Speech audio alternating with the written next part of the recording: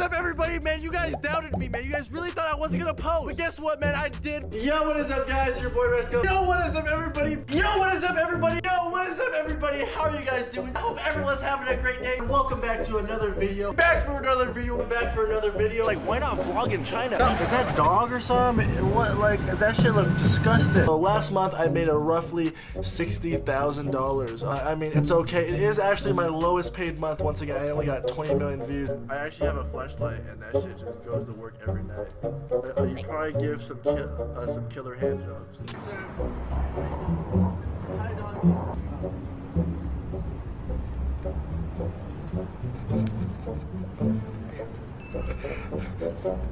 Well, yeah, thank you. Have a great day. Sir, where can I find some dogs? Hey, ma'am, where can I find the doggy? I saw a ton of comments saying like I was being racist. It's like, guys, like Chinese people out there that are hating on me right now, like, yo, I'm Chinese also, right? And like, Ricegum is moving too mad. Yeah, he's moving too mad. iDubbbz and Ricegum, they were supposed to have this boxing match, and apparently Ricegum has just been ignoring iDubbbz. That instead of identifying a killer, you're identifying a huge douchebag, and it's always Ricegum. He's being accused by Gabby of hitting her and smashing her phone. You guys may have seen our newest video about how Jake Paul and Ricegum were promoting a gambling site that's likely a scam to children. Me and Mystery Brand actually teamed up. If you don't know what it is, basically it's a site that has a ton of these like random mystery boxes. Like right here, he has like a Easy and Supreme and like technology, like smartphone one. I don't know. As you guys all know, I live in like a $15 million house. All my clothes keep getting $800 when they start from top to bottom. Yeezy Red October's Fragment 1, Off-White Nike. White Yeezys that are actually dirty because I actually wear them. Yeezys, more Yeezys, more Yeezys, more Yeezys. Gabby Show, another pretty irrelevant YouTube. And one last pair of Yeezys. Versace slippers. Off-White Air. Irrelevant. Adidas MMD. Red Adidas MMD. Black Adidas MMD. Irrelevant now. Jordan Supreme 5 collaboration. Nike Supreme collaboration. Irrelevant. More Yeezys! Dear goddamn! Break OVO Jordans, because they're irrelevant. Something. Shoes that I don't know the name of, but they're self-tying, so they're cool. Oh shit, it's blink! Shoes that look like just plain black shoes, but wait, let's zoom in. Skechers. Nah, but did it feel good though? Bryan Lee, better known by his online persona Ricegum, is a notorious internet personality who achieved fame through many controversial actions and behaviours in his career. His humble beginning on YouTube was later contradicted by his lies, hypocrisy, and overall idiocy that was portrayed through manipulation, scams, and the ostentatious display of material possessions, all of which we will cover in this video.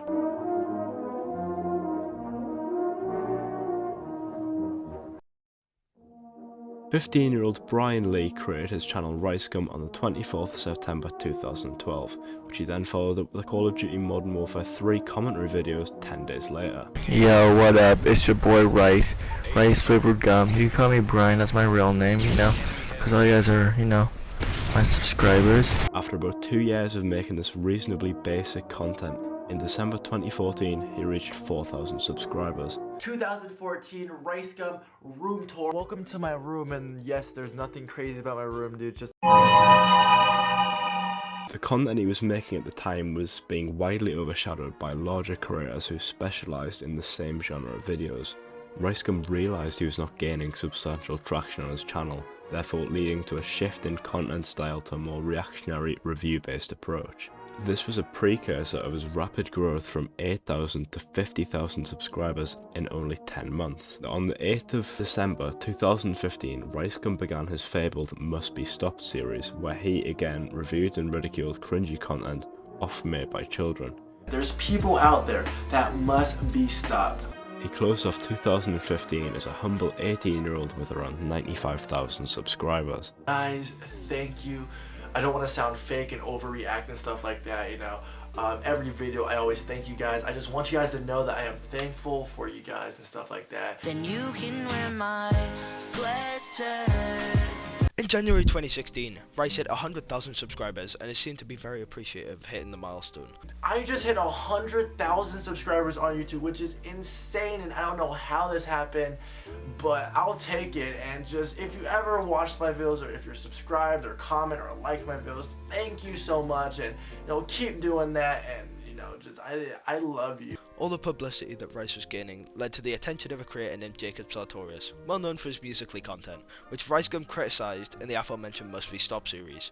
Jacob made a response video to the Must We Stop video, which consequently resulted in Bryan making multiple follow-up videos. Ricegum closed off January 2016 with 100,000 subscribers. During the period of January through April 2016, Rice skyrocketed from 100,000 subscribers to 1 million subscribers. His new content style of predominantly roasting other people and controversial takes set a precedent for the growth strategy he was going to use in the future. In July of 2016, on a live stream, Ricegum is video chatting with a woman who mentions that one of her ex-boyfriends raped her while she was intoxicated. He asks her the completely inappropriate question, Did it feel good though? and how long the rape lasted, and then remarks that So it's not that bad. he then remarks to his viewers, So guys, if you want to rape her, she won't sue you.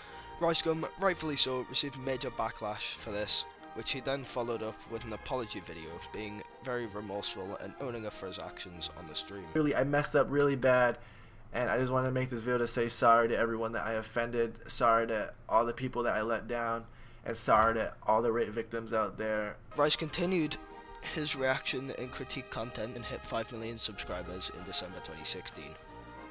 I can tell that you came with a Disney flow, ayy. Ain't nobody ever heard about your Disney show, ayy. Got a bitch that remind me of my cereal from Britain. When I see her, I'm like Cheerio. 2017 was one of YouTube's biggest years to date, and it was also one of Ricegum's most controversial. Many conflicts occurred, beginning with his dispute with another large creator, Gabby Hanna, or her online persona, The Gabby Show. So what if I'm the monster?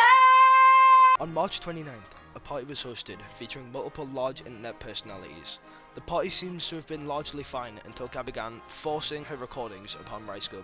Hey Ricegum, I just challenged you to a live battle on Snapchat. Would you do it? No. Live rap battle. Why wouldn't you do it? No, I don't want to do it. Alright, so Rice doesn't have his ghostwriter today. It's fine. I think we can still battle. I think we're good. No? You don't want to do it? After Rice declined and makes it clear that he does not want to be recorded, Gabby makes controversial comments such as, he doesn't have his ghostwriter, which then annoyed Ricegum to the point where he stood up, grabbed her phone and proceeded to throw it on the floor, forcefully, which ends up cracking the screen. Gabby then reported this on her Snapchat, where she claims that Ricegum hit her and broke her phone. Okay, so update. Sorry if it looks like I'm crying. Ricegum didn't think that joke was very funny, and he hit me in the middle of a party and shattered my phone. I can show you that in a sec. Ricegum then received a lot of backlash about this, as everyone believed Gabby's side of the story. He went on to make a video claiming that he only threw the phone, but he never laid a hand on it. There has been so many lies surrounding my name. If you guys haven't heard, the Gabby Show came out and said that I hit her and showed scratches and bruises as her evidence, right?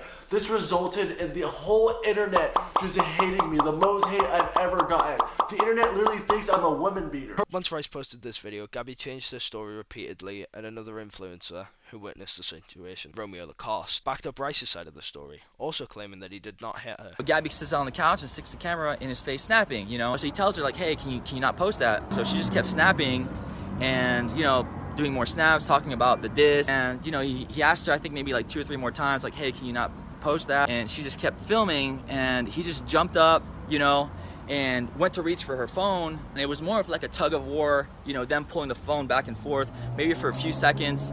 And then he snatched the phone out of her hand and slammed down the ground and broke the phone and then walked. Bryan proceeded to make a diss track on Gabby named I Didn't Hit Her and uploaded it on the 4th of April 2017. Made it seem like I beat her ass, I lay a finger on that bitch, I know. I just called my lawyer up and he told me he go get us some. Along with most of the YouTube scene, Rice made another content switch to vlogging and started a content house. Content houses, the lucrative business model of the 21st century that promises aspiring teenage influencers fame and success with just one trade-off. You have to live in a giant fucking mansion and make TikToks. Content houses are a popular phenomenon in the influencer scene as a whole. As you can tell, I am back in the FuzeMain house. Welcome to the new Face House. What's up, BT? Welcome to the Hype House. His content house is named the Clout House after their newly found content group called the Clout Gang, which was made up of originally Ricegum, Summer Rae, and FaZe Banks. The group grew over time, including other popular creators such as Wolfie Raps and Alyssa Violet. All of this information is context leading on to Rice's next big drama. Jake Paul released the infamous song It's Everyday Bro featuring Team 10, which were a rival content group to the Clout Gang. Alyssa Violet contacted Ricegum to make a diss track on Jake Paul after lyrics in It's Everyday Bro that were targeted towards her and the fact that Jake cheated on Alyssa multiple times during their relationship in late 2016. Oh yeah, Alyssa called asking me if we could win against Jake Paul. I said we Gucci like the shirts with the snakes on. 11 days after It's Everyday Bro was released, on the 11th of June 2017, Rice and Alyssa released a joint song named It's Every Night Sis, which gained exponential success and is still Ricegum's most viewed video to date, sitting on 195 million views. Jake then responded on his channel addressing the Alyssa drama but not mentioning Ricegum's name in the video. Obviously, as you guys all know, well, most of you probably know, there's so much hate, so much drama around YouTube right now, like people just going crazy. I think it's time for me to respond. After a few months of a dramaless period on Ricegum's channel, fellow content creator iDubbbz posted a 30-minute long content cop attacking Ricegum for his previous controversies on the 3rd of October 2017. Asian Jake Paul. Ricegum then responded with a 23-minute long response video not addressing all the claims that iDubbbz made, so iDubbbz proceeded to make another video called The Content Deputy, where iDubbbz states that it will be his final video addressing the Ricegum situation.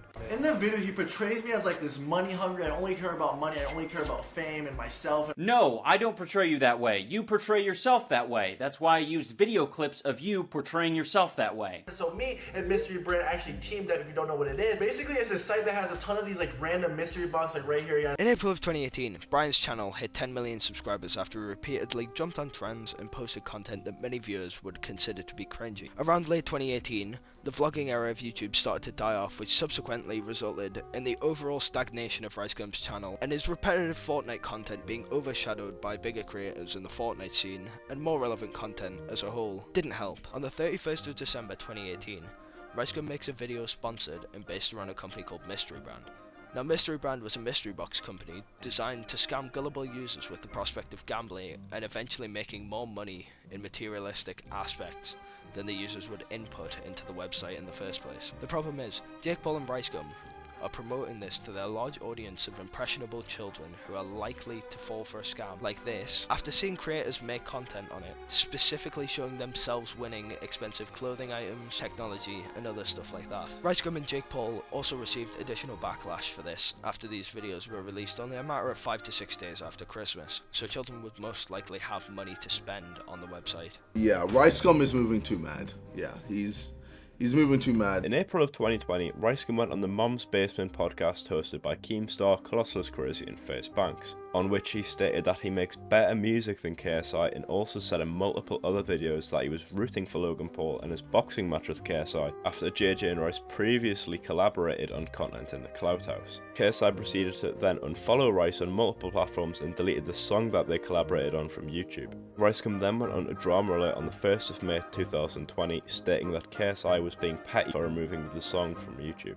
After this, KSI made a video responding to Ricegum's drama alert interview and claims that Rice is a ghostwriter for his music, which he previously claimed he wrote his own. This drama came to a standstill before the Sidemen released a blind dating video that included Ricegum's ex-girlfriend. A day later, Rice made a vlog where he ironically acted sad that concluded the beef as a whole. He came at me again today! Again? Bro, guess what he did? Guess what he did? What? Don't tell me. Bro, he got my ex-girlfriend in his video, bro. No, bro, what do I do? That's like so disrespectful. That's actually taking it too far. That's what I'm saying, like. On June 5th, 2021, the Save the Kids cryptocurrency was released. Save the Kids was marketed as a charity token. My name's Frazier. My name's Jarvis. I'm Tico. I'm Ricegum. I'm Nikon. And I support Save the Kids token. Save the Kids token. Save the Kids token. Save the Kids token. Save the Kids token. Where a certain percentage of the earnings would go to children's hospitals and other children's aid organisations. Now, forgive me if I don't get some of the details here right. Save the Kids was a pump and dump scheme where the founders had bought a high share in the currency before releasing it to the public.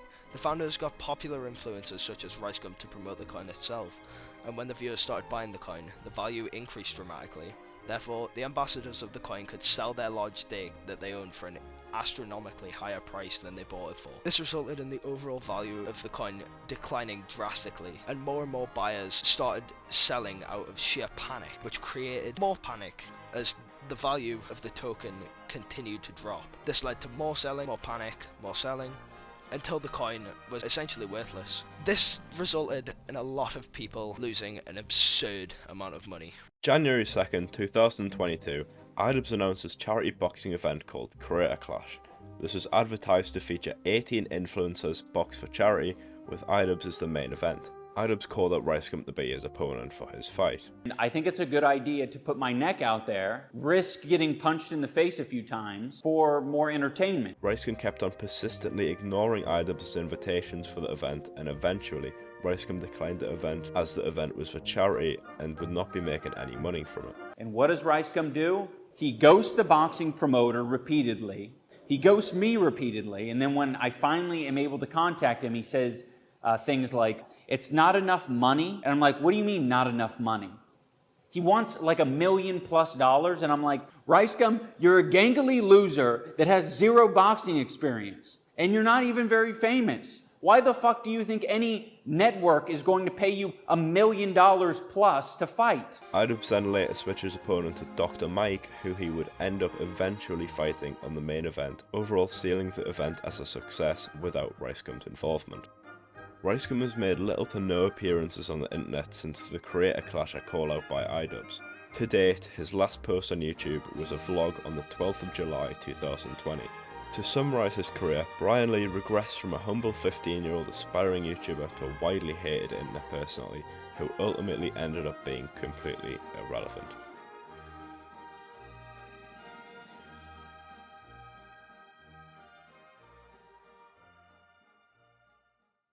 Connection terminated. I'm sorry to interrupt you, Elizabeth, if you still even remember that name, but I'm afraid you've been misinformed. You are not here to receive a gift, nor have you been called here by the individual you assume, although you have indeed been called. You have all been called here, into a labyrinth of sounds and smells, misdirection and misfortune. A labyrinth with no exit, a maze with no prize. You don't even realize that you are trapped. Your lust for blood has driven you in endless circles, chasing the cries of children in some unseen chamber, always seeming so near, yet somehow out of reach. But you will never find them. None of you will. This is where your story ends. And to you, my brave volunteer, who somehow found this job listing not intended for you. Although there was a way out planned for you, I have a feeling that's not what you want. I have a feeling that you are right where you want to be. I am remaining as well. I am nearby. This place will not be remembered, and the memory of everything that started this can finally begin to fade away, as the agony of every tragedy should.